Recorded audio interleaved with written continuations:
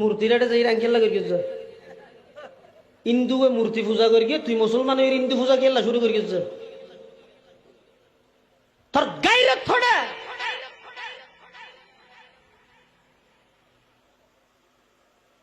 দুনুমিককে line ঠিক না হাত দে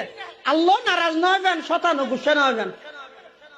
হাফেজান গর ওয়াসলে খাহে সুলহে কুন বা খাস আম বা মুসলমা আল্লাহ আল্লাহ বাবা রহমান রাম রাম